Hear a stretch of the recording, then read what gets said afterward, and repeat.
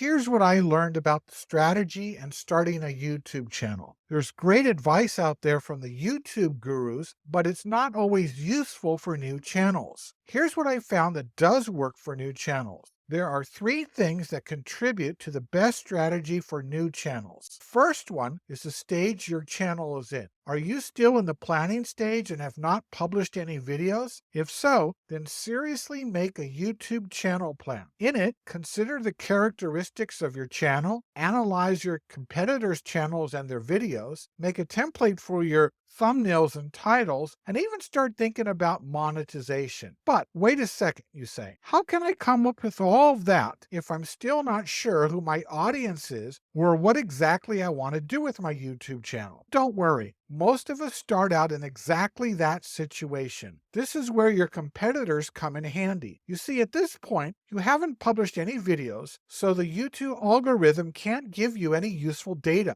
But your competitors have. They are successful, and you can use the clues they provide to give you initial direction on where you want to take your channels and what your videos should look like. Also at this stage, make about 10 videos before you publish any of them. This will let you learn the basics of video production so you start to feel more comfortable doing it and even start to save time. Great, now you have your first 10 videos made and you're starting to publish them. You're in the second stage. You'll be in this stage until the YouTube algorithm notices you and starts to promote your videos to a target audience. At this point, the algorithm doesn't know exactly who to show your videos to, so it's reluctant to. This stage typically lasts until you made about 50 or even 70 or 80 videos. But once the algorithm starts to notice your channel and starts to promote it, your growth is going to take giant leaps. Then you go to the third stage, and this is where the algorithm knows where to place you, and now it has enough data to provide you some interesting insights into your actual viewers. Use this data to fine-tune your channel and your videos. Just like in the previous two stages, you still want to continue to develop your video production skills. Let's move along to the second part of your strategy,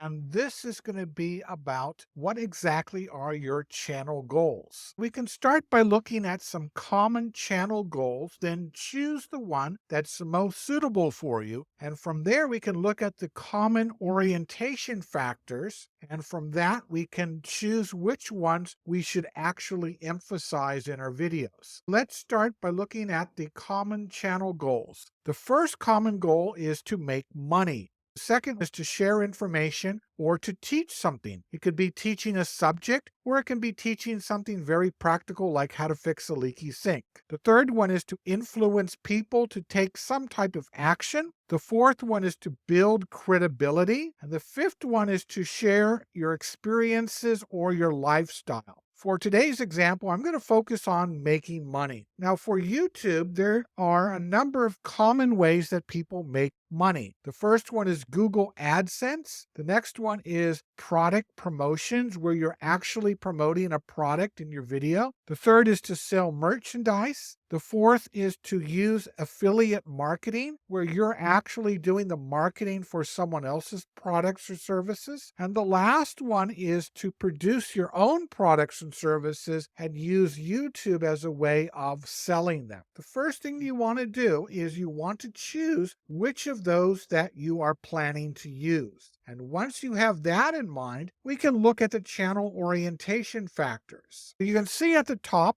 we have wide reach and targeted reach. A wide reach channel tries to get as many views as possible, but a targeted reach channel is only aiming to get a few views, but people who come to see these videos are very interested in the topic, and they might even be ready to buy something. We also have videos with high engagement value. That means they get you engaged and keep your attention from the beginning to the end. And then we have some that have low engagement value, where the viewers are there not to be entertained or engaged, but they're there because they actually want to learn something. The third orientation factor is those videos which are rather shallow and fun and sort of designed for entertainment. And on the opposite end of the spectrum, we have those that are very in-depth, full of details. The fourth factor is relatability. Some videos are highly relatable. That means that the audience can relate to the video presenter, but others, relatability is not important.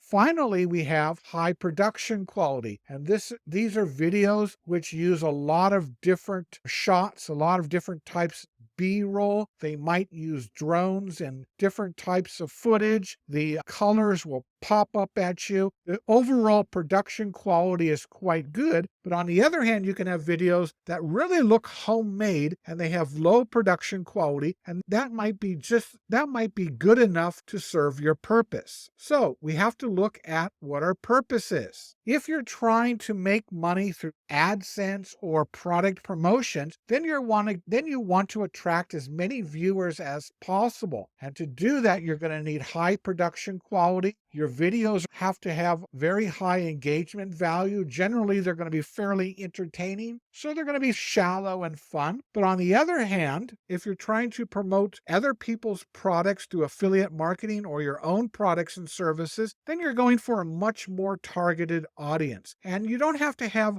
high engagement value. You can have rather low engagement value because these people are there to watch your entire video and to soak up as much knowledge as they can. So you can go into a lot more depth. You don't have to be as relatable because they're not really there to hang out with you, but they're more there to get information from you. And the production quality of your videos doesn't have to be high end. It can be something that's really homemade. Now, if you're trying to sell merch, you can be somewhere in the middle, or you can be either of those.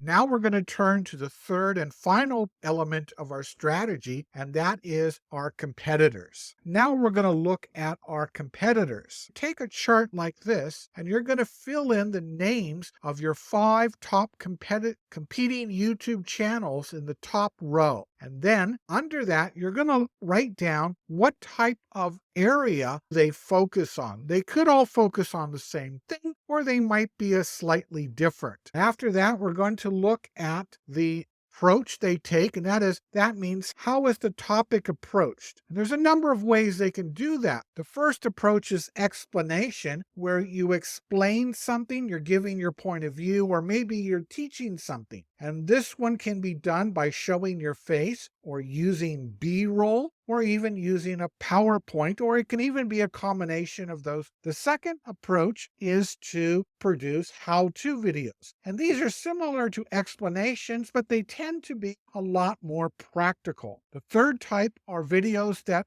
focus on demonstrating things, like demonstrate how to do yoga or cook spaghetti, or even unboxing. The fourth type of approach is a motivational video, and often these focus on success stories. The next type is an entertaining video. After that, we have vlog and lifestyle videos. And finally, at the end, we have interview and Q&A videos. After you know the type of approach, then you're going to look at your channel angle. And what do I mean by that? Is the presenter an expert or a novice? Or do you have a mixture of an expert and novice? That means 2 different presenters. Or are you taking the curator angle, where you're actually curating and showing ideas from other people? The next one is the presentation style. Here we have quite a few variations. We can have face only, and this is the most common one, or we can have face where there's some B-roll added to it. We can have an interview. We can have stories, and those stories might have face, or they might be exclusively B-roll, or we can actually combine it, have a story with a talking head. We can also have a faceless presentation style where we do a demonstration. We might just see someone's hands doing something. Or another type of faceless presentation style is using a whiteboard or PowerPoints. And finally, we move on to the channel type. And there's 3 major types. The first type of channel tries to entertain you. The second one tries to educate you. And the third one tries to develop a relationship with you so that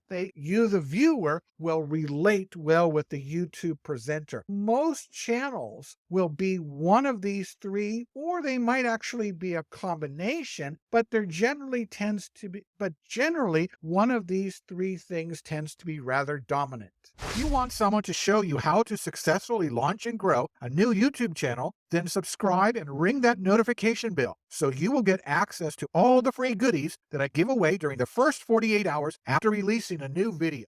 After we know all of that, then fill in the chart. And here's an example of a chart that I filled in, and all of these YouTube channels are about teaching English as a second language. So I just put in the channel names of A, B, C, D, E, F, and then under them I filled in the different characteristics. Now, all 5 of these channels I consider to be rather successful. We're going to make a similar chart, but this chart is going to focus on channels that are unsuccessful. These channels are about 1 year old or older. They also have a fair number of viewers and subscribers, but they're just not as successful as the previous group. I want to highlight 2 different things. Those things in green, such as content approach and channel type, those are the same. So all types of channels in this particular niche are going to probably focus on educating people and showing them how to do something. That's no surprise. But where they differ is the yellow parts. Those channels that are not very successful focus a lot on reading and writing, but those that are successful focus a lot on speaking and grammar. The next thing is channel angle. Successful channels are made by experts or are a mixture of experts and novices, but less successful ones are generally on novices only. The presentation style tends to be face only for the less successful channels, but the more successful channels have a bigger variety. They have face only or face plus B-roll or interview where they might have story and some B-roll. So there's a lot more variety. With this, I can then determine what type of channel elements I should include in my channel and which ones I should avoid. You can see the successful channels are leaving behind clues for us to follow to get us orientated in the right direction from the beginning before we have enough data from YouTube to know exactly who our audience is. Before you jump in and make any more videos or even your first video, watch this to learn a lot of other great tips that will save you months of time.